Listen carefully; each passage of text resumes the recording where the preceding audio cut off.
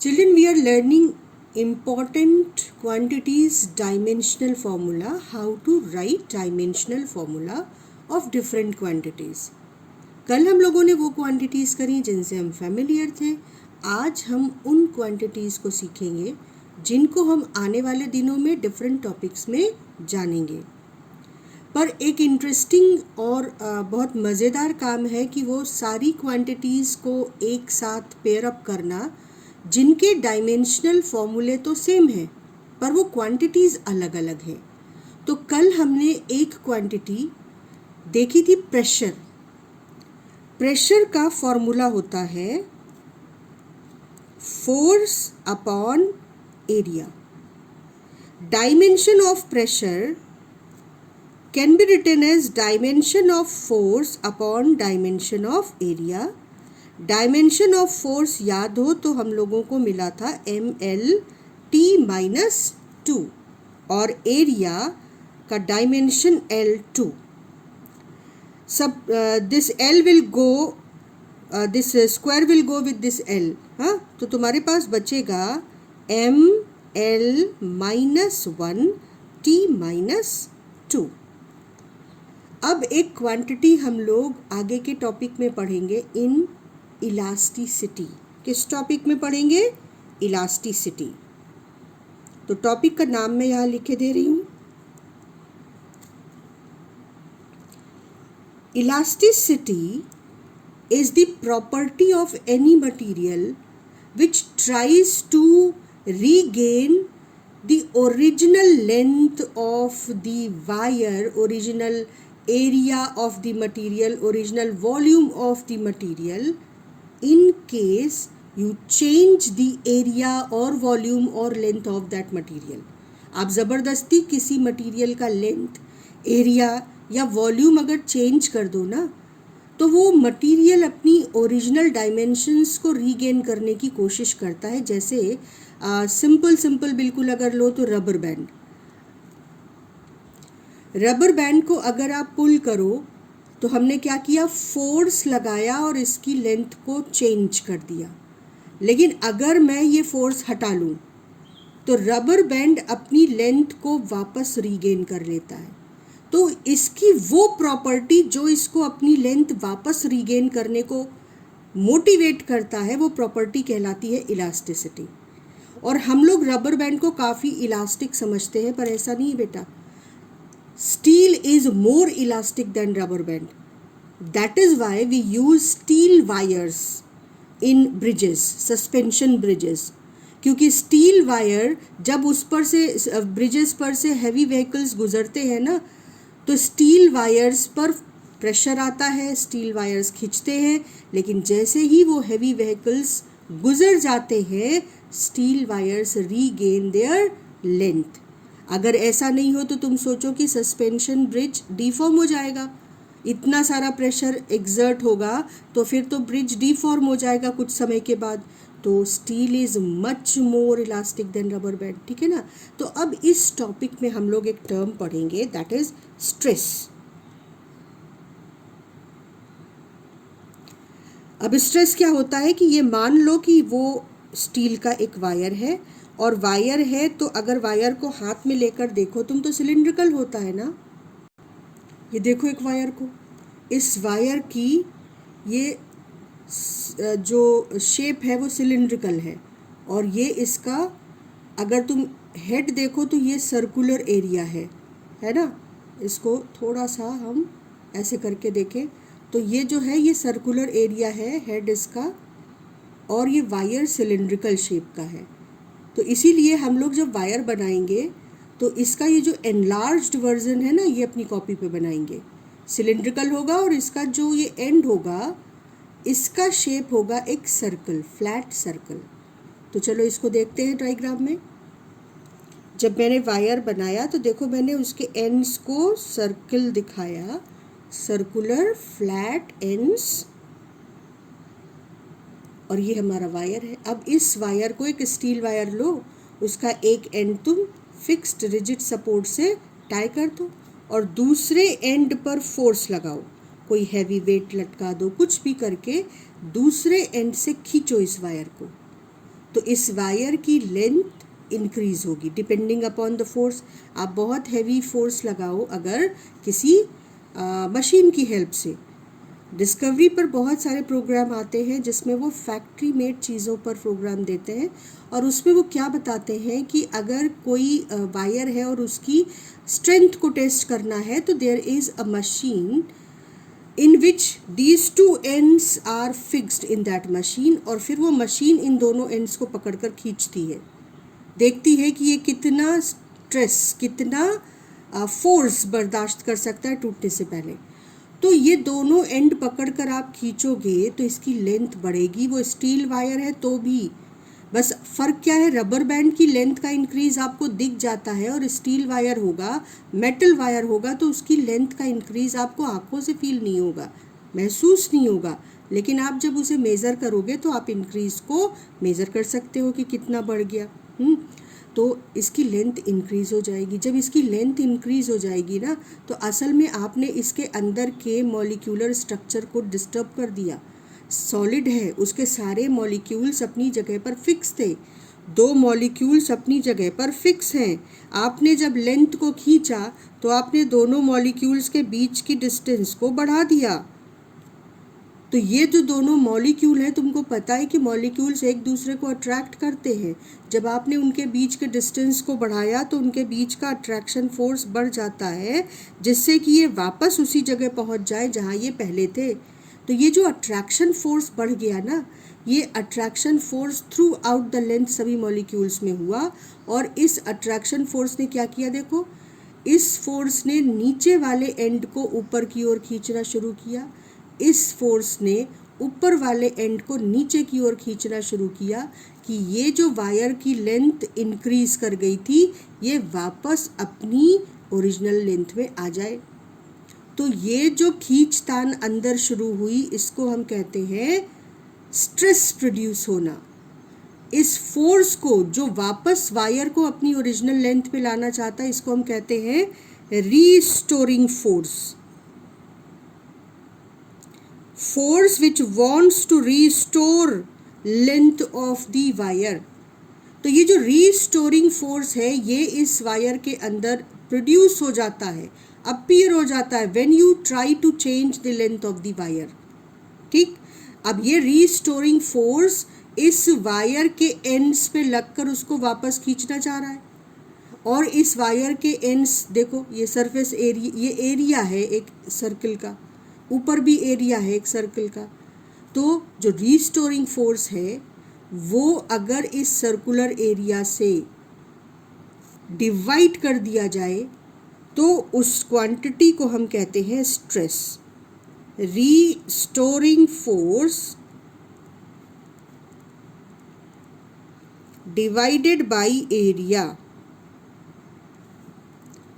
अब देखो, फोर्स तो फोर्स है, डायमेंशंस को इससे कोई मतलब नहीं कि वो रीस्टोरिंग फोर्स है या हम किसी सरफेस पर इस तरीके से पुश का फोर्स लगाकर उस सरफेस पे प्रेशर डाल रहे हैं।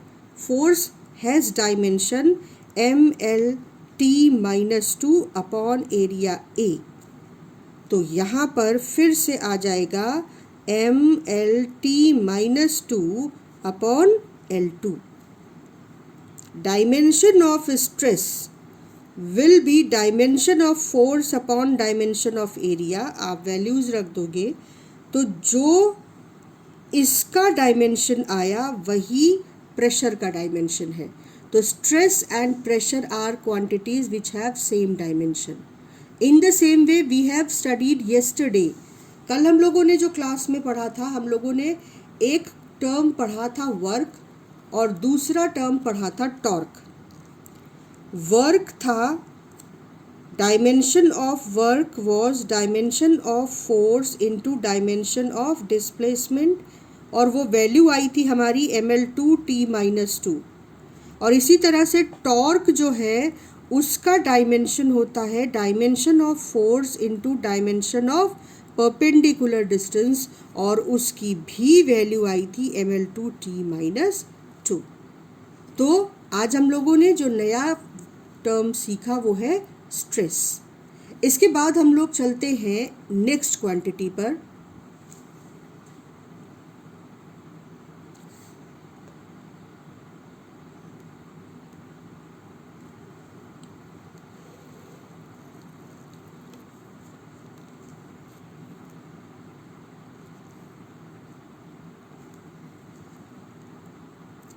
क्योंकि हम यहाँ पर वही क्वांटिटीज़ पहले डिस्कस कर रहे हैं जो सेम डायमेंशनल फार्मूला रखती हैं, तो अगला हमारा जो सेम डायमेंशनल फार्मूला वाला क्वांटिटी है that is force constant of spring. ये 10th में हम लोगों ने पढ़ा है, मैं भी इसको रिकॉल कराऊंगी तुम लोगों को। पर force constant of spring and surface tension दोनों बिल्कुल अलग अलग क्वांटिटीज़ हैं, लेकिन इनके डायमेंशनल फॉर्मूले सेम हैं। फोर्स कांस्टेंट ऑफ स्प्रिंग कहाँ से आया था कि जब आप स्प्रिंग को फोर्स लगाकर इस तरीके से फोर्स लगाया स्प्रिंग पे, तो उसकी लेंथ चेंज हो जाती है, ठीक है ना, लेंथ इंक्रीज कर गई। अब कितनी इंक्रीज कर गई, ये थी उसकी ओरिजिनल लेंथ और ये हो गई उसकी फाइनल लेंथ। तो स्प्रिंग की लेंथ में इतना चेंज आ गया से x सेंटीमीटर्स। तो हुक्स लॉ कहता है, हुक्स एक साइंटिस्ट थे जिन्होंने इलास्टिसिटी पे बहुत काम किया। उन्होंने कहा कि जितना फोर्स आप लगाओगे ये एक्सटेंशन उतना ज़्यादा होगा, और ये तो हम लोग फील भी कर सकते हैं, जितना खींचोगे उतना फैलेगी। तो हुक्स लॉ कहता है कि जितना ये डीफॉर्मिंग फोर्स, इसको नाम क्या बोलेंगे, deforming force, more is deforming force more will be extension, और we can say that extension is directly proportional to deforming force. अब ये प्रोपोर्शनैलिटी कांस्टेंट हटाकर अगर इसे इक्वल साइन में चेंज करना चाहो, तो दोनों साइड को बैलेंस करने के लिए यहाँ पर हमें एक कांस्टेंट टर्म ऐड करना पड़ता है, जिससे कि बीम बैलेंस का जो स्टिक है, बीम है, वो बैलेंस हो जाए, ठीक। तो ये kx, k is called force constant of spring, ठीक। ये हम लोगों ने एक्चुअली 10th में पढ़ा हुआ है। तो dimension of k is dimension of force, deforming force divided by dimension of extension. ये हो जाएगा mlt-2, और जो एक्सटेंशन है उसका डायमेंशन लेंथ होगा। तो हमारे पास जो डायमेंशनल फार्मूला k यानी फोर्स कांस्टेंट का होगा दैट विल बी mt-2। अब सरफेस टेंशन पर आओ। सरफेस टेंशन तो बहुत बहुत इंटरेस्टिंग फिनोमेना है। हम लोग सरफेस टेंशन को बहुत सारे छोटे छोटे इंटरेस्टिंग एक्सपेरिमेंट से पढ़ेंगे। सरफेस टेंशन असल में लिक्विड की सरफेस का कॉन्सेप्ट है। ये जो लिक्विड की सरफेस है ना, इसके जो मॉलिक्यूल्स हैं वो एक्चुअली एक दूसरे को नीचे खींचते हैं, और सरफेस पे जो मॉलिक्यूल्स आकर सरफेस फॉर्म करते हैं, ये सरफेस फॉर्म करते हैं, उनके पास एक बड़ा खास प्रॉपर्टी हो जाता है कि उनके पास एनर्जी बहुत हो जाती है। Rest of the molecules which are inside the liquid, these surface molecules have energy more than those molecules. अब उसका असर क्या होता है कि इन सरफेस मॉलिक्यूल्स के पास एनर्जी बहुत हो जाती है, और अपने यूनिवर्स में हर सिस्टम की ये कोशिश होती है कि उसके पास मिनिमम पॉसिबल एनर्जी हो, तभी वो सिस्टम आराम से एग्जिस्ट कर पाता है। तो इन सरफेस मॉलिक्यूल्स के पास और तो कोई रास्ता होता नहीं है, एनर्जी तो इनके पास एक्स्ट्रा हो जाती है क्योंकि बाकियों से लड़ झगड़ कर सरफेस पर आते हैं, तो एनर्जी तो एक्स्ट्रा हो जाती है। लेकिन अब ज़्यादा एनर्जी मतलब रेस्टलेसनेस। तो ये क्या करते हैं, ये कोशिश करते हैं कि ये एक दूसरे को आपस में खींचकर ये जो सरफेस की एरिया है ना, इसको छोटा कर लें। ये जो सरफेस एरिया है लिक्विड का, इसको छोटा कर लें, क्योंकि जो इनकी एनर्जी है वो इस सरफेस एरिया पे डिपेंड करती है। जितने ज़्यादा मॉलिक्यूल्स सरफेस पे होंगे तो उतने ज़्यादा मॉलिक्यूल्स की एनर्जी सरफेस में एडअप होगी। तो अगर एरिया सरफेस का कम हो जाए किसी तरह से, तो एनर्जी भी कम हो जाएगी सरफेस की, और सरफेस थोड़ा सा स्टेबल हो जाएगी। तो surface of a liquid has tendency to contract to reduce its area. ये एक खास प्रॉपर्टी प्रोड्यूस करती है इस सरफेस पे लिक्विड की। क्या? Tendency to contract. एक फोर्स लगता रहता है लगातार अंदर की ओर, which tries to reduce the surface area of the liquid. और इसका एग्जाम्पल हमको मिलता है, visible example, surface of cooled milk. जो फ्रिज में रखा होता है उसकी सरफेस देखी ना तुमने, उस पे एक लिक्विड की लेयर पैदा होती है, लिक्विड की लेयर जम जाती है, सेमी लिक्विड. क्यों? क्योंकि सारे मॉलिक्यूल्स पास पास आकर सरफेस को छोटा करने की कोशिश कर रहे थे. तो जब मॉलिक्यूल्स पास पास आते हैं तो लिक्विड किस में बदलने लगता है? सॉलिड में. तो ये पूरा सॉलिड नहीं है, देखो ये क्या है? Semi liquid. तो ये जो फिनोमेना तुमको क्रीम का मिल्क की सरफेस पे दिखता है, ये किसकी वजह से है? सरफेस टेंशन की वजह से. तो ये जो लिक्विड की सरफेस है, ये अगर कॉन्ट्रैक्ट करने की कोशिश करती है तो इसका मतलब कि ये एक फोर्स एक्सर्ट करती है लिक्विड की सरफेस अपने पेरिफेरी पर लगातार, कि छोटे हो जाओ छोटे हो जाओ, है ना. तो वो जो फोर्स है that is called force due to surface tension. Clear हो रही है बात? तो force due to surface tension is that force which appears at the surface of liquid due to phenomena of surface tension. And why surface tension is there? Because liquid molecules of liquid surface have more energy than rest of the molecules, so they want to reduce their energy because low energy system is a stable system. तो अब हम लोग आते हैं surface tension पर.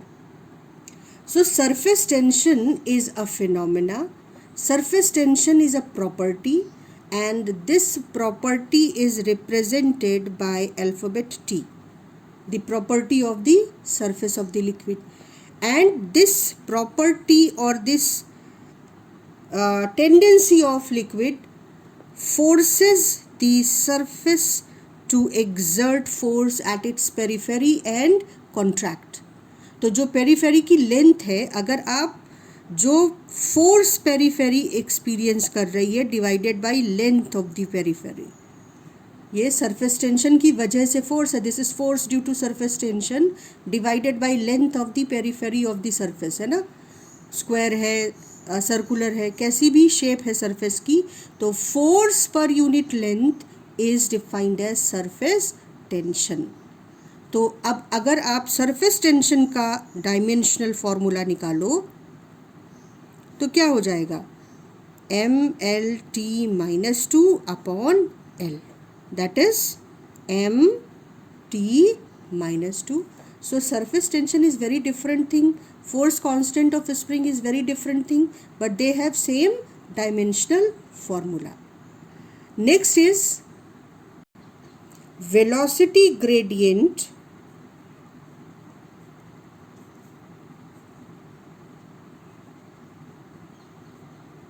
and frequency.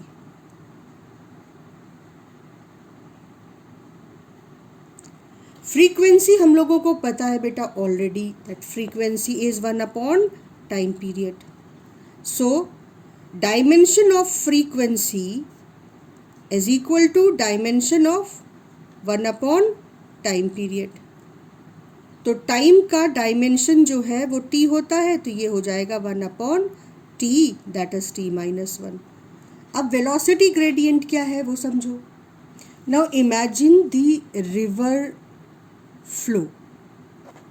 River flow अगर कभी गौर से देखने का मौका मिला हो तो जो रिवर बेड होती है वो क्योंकि ग्राउंड है, तो जो लेयर रिवर के पानी की जो लेयर इस रिवर बेड के कांटेक्ट में होती है वो ऑलमोस्ट रुकी होती है, और जो लेयर रिवर के वाटर की सबसे ऊपर होती है वो बहुत तेज़ बहती है. गंगा को बहते देखा हो अगर, तो वहाँ पे ये फिनोमिना बहुत क्लियरली फील होता है. आपके पैर जिस पानी को टच कर रहे होते हैं वो बहुत शांत होता है, और आपका हाथ जिस पानी की सरफेस पर होता है वो बहुत तेज़ रफ्तार से गंगा बहती है. तो ये जो रिवर का फ्लो है उसको हम ऐसे इसको समझने के लिए हम उसके जो पूरे डेप्थ है उसको कई सारे लेयर्स से मिलकर बना हुआ मान सकते हैं। जो लोअर लेयर है, जो बेड के कांटेक्ट में है, it's almost at rest, and the layer which is at the top is moving very fast. तो ये जो लेयर है ये सबसे तेज़ रफ्तार से दौड़ रही है। इसके नीचे वाली जो लेयर है ये, इसकी जो स्पीड है वो इससे थोड़ी कम होगी। क्यों? क्योंकि ये अपने ऊपर की लेयर और अपने नीचे की लेयर से एक फ्रिक्शनल फोर्स एक्सपीरियंस कर रही है, ड्रैग फील कर रही है पीछे की ओर।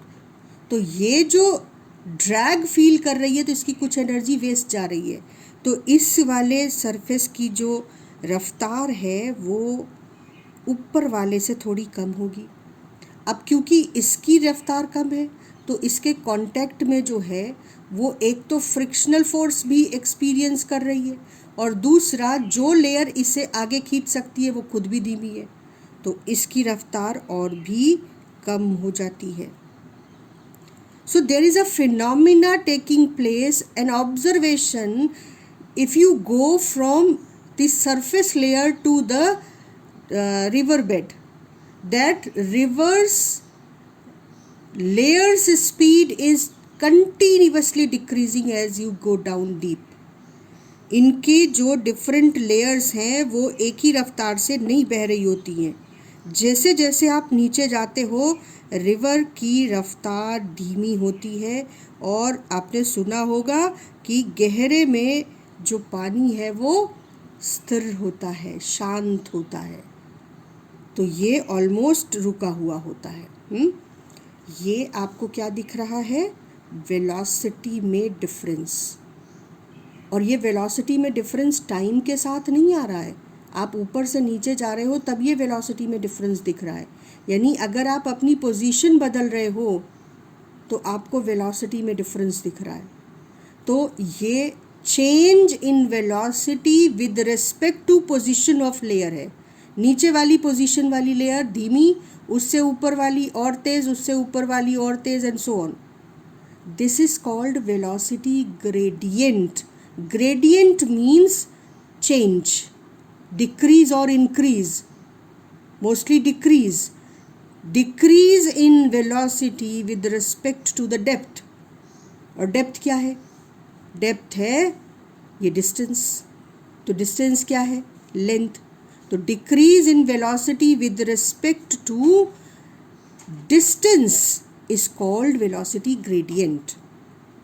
So velocity gradient is defined as decrease or change in velocity with respect to depth or distance. So let me write it. Change in distance x. So velocity gradient's dimension. Dimension of velocity gradient is equal to, इसको आप मेरे साथ साथ करो।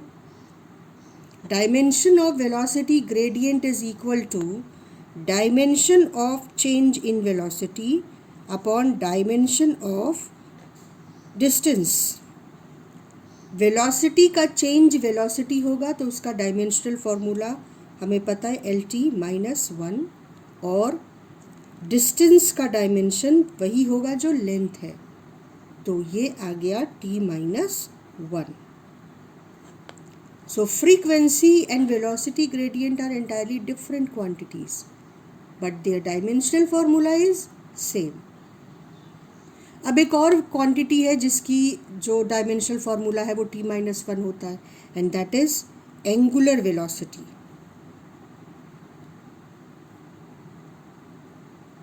Angular velocity को हम लोग Greek alphabet omega से रिप्रेजेंट करते हैं।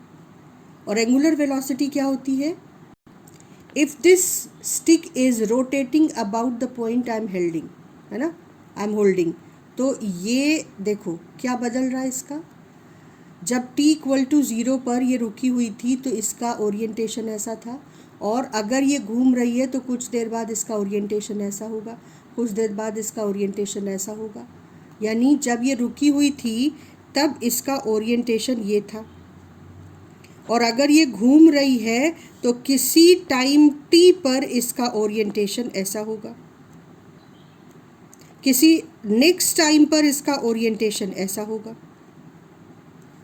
तो क्या चेंज हो रहा है स्टिक का? अपने ओरिजिनल पोजीशन से, इनिशियल पोजीशन से इसका एंगल चेंज हो रहा है। ये when an object is rotating about a point, तो क्या हो रहा है? एंगल चेंज हो रहा है। टाइम जैसे जैसे बदल रहा है वैसे वैसे एंगल चेंज हो रहा है। तो the rate with which angle is changing with time is called angular velocity. Velocity कैसे कहते हैं हम लोग? The rate with which position is changing, उसको हम लोग अब कहेंगे linear position is changing, then it is linear velocity. लेकिन जब कोई चीज़ चल रही है तो लीनियर वेलोसिटी, ये चल रहा है तो लीनियर वेलोसिटी, और ये घूम रहा है तो एंगुलर वेलोसिटी। इस तरीके से अगर ये घूम रहा है तो एंगुलर वेलोसिटी, और एंगुलर वेलोसिटी में पोजीशन नहीं चेंज हो रही है, एंगल चेंज हो रहा है टाइम के साथ। So angular velocity is defined as change in angular position or angle with respect to time। अब एंगल बड़ा इंटरेस्टिंग सा क्वांटिटी है। एंगल हम डिफाइन करते हैं, ये देखो तुम्हारी स्टिक जो है ना, ये इस पाथ पर घूम रही थी, इस पाथ पर, तो ये एक सर्कल बनाता। अगर हम इस स्टिक को, कंपास से हम लोगों ने सर्कल बनाए हैं ना, अगर हम इस स्टिक को घुमाते तो ये एक सर्कल सबटेंड कर देता। तो ये छोटा सा पार्ट इस सर्कल का आर्क है। इस आर्क को जनरली हम एस अल्फ़ाबेट से डिनोट करते हैं, और जहाँ पर मैंने इस स्टिक को होल्ड कर रखा है वो पोजीशन हो जाती है इस स्टिक की सर्कल की, जिस पर वो मूव कर रहा है, सेंटर। तो ये देखो, ये एक सर्कल सबटेंड करेगा। तो हम एंगल को कैसे डिफाइन करते हैं? हम एंगल को डिफाइन करते हैं आर्क अपॉन सर्कल के सेंटर से आर्क की जो डिस्टेंस है, that is radius. So we define angle as arc, ये लीनियर लेंथ, ये लेंथ अपॉन रेडियस। तो अगर मैं कहूँ कि डायमेंशन ऑफ एंगल बताओ, तो तुम कहोगे ये इस लेंथ एस का डायमेंशन मैम अपॉन इस रेडियस आर का डायमेंशन।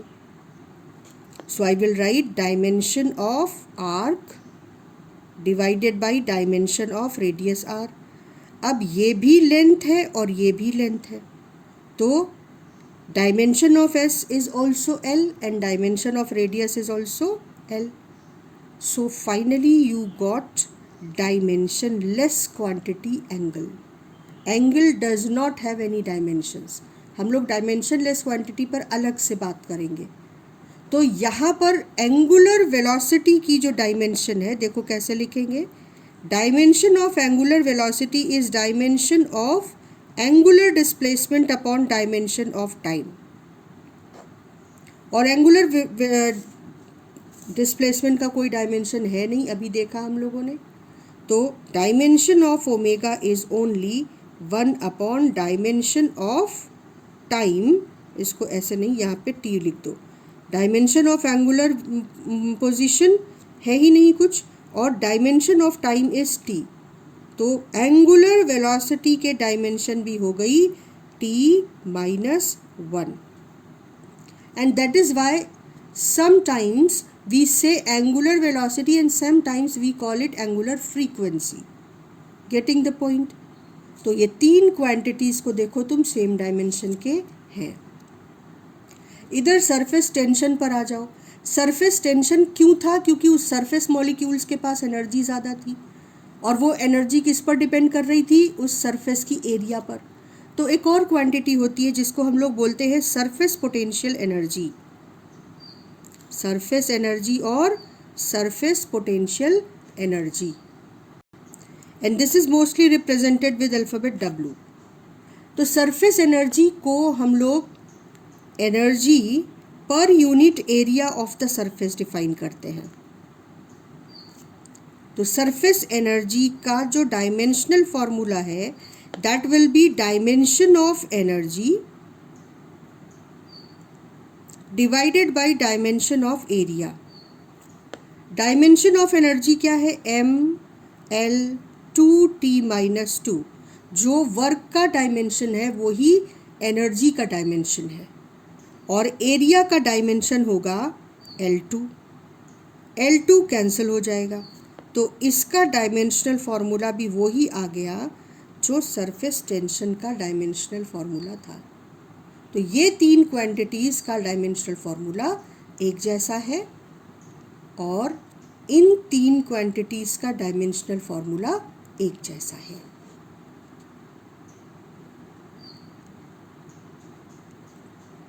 नेक्स्ट क्लास में हम लोग बची हुई क्वांटिटीज़ को भी डिस्कस कर लेंगे, और फिर डायमेंशनल एनालिसिस क्या है, ये तो सिर्फ डायमेंशंस की बात है, डायमेंशनल एनालिसिस क्या है उसको समझेंगे।